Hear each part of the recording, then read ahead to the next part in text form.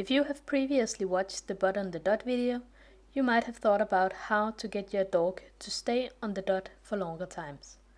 In this video we are going to take a look at how to add endurance and distractions while your dog is on the mat.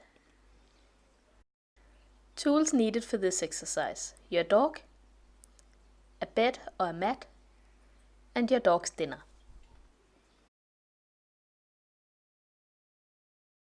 We continue where we left in the Bud on the Dot video. If you need to revisit the Bud on the Dot video, please check the link in the description. Right now I'm reinforcing Akira for staying on the blanket. I will do this just for a little while to remind her what we're doing. The point in this exercise is to add duration to staying on the mat and to add distraction. I like to add in a break or two while doing this exercise, simply to keep the dog engaged. You may have noticed that I have sped up the speed of this video just a little.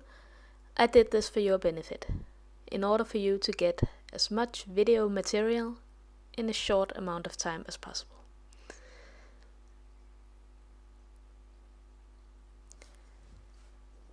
Here you see I slowly add duration between the treats I hand out. It's not really treats though, it's actually her breakfast.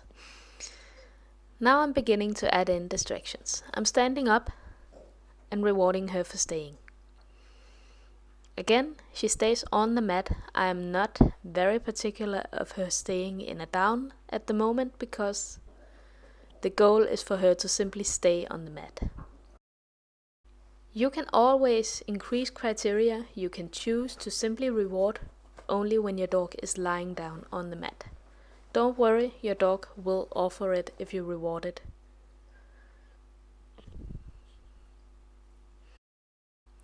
Again, I am raising criteria by moving around her.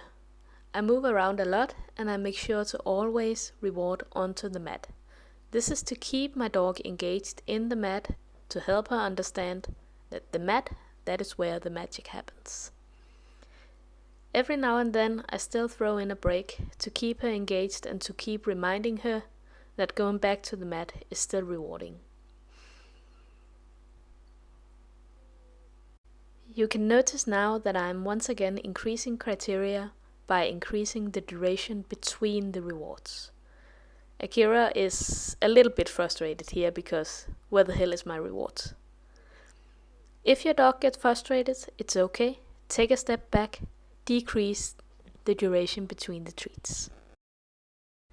Raising criteria once again is important for you to take this exercise with you out and about in the world.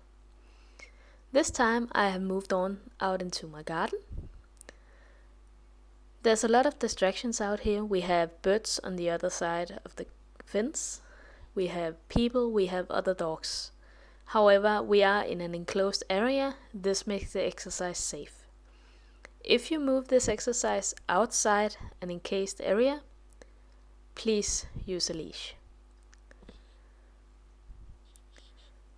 Once again, you can see that I start the exercise from the bottom. I reward heavily for just being on the blanket. Once again, I am not particular about her laying down. I am particular about her staying on the blanket.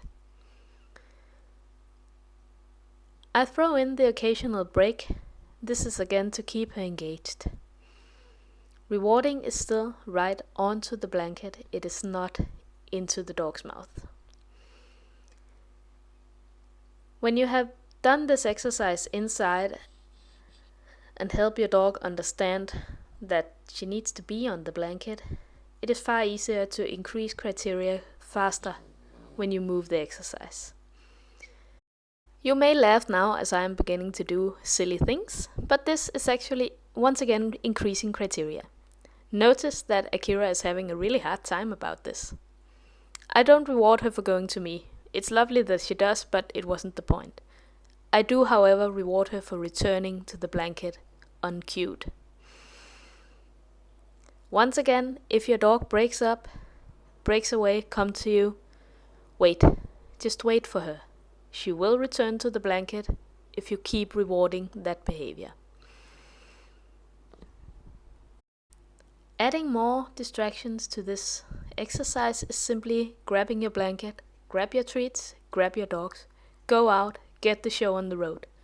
You can do this exercise around playgrounds, soccer fields, anywhere there is activity. In the end, you won't actually need your blanket. You can do this exercise right on the floor. You can see more about relaxing outdoors in the video Coffee Shop in 2 minutes. I will drop a link in the description. Thank you for watching. Happy training.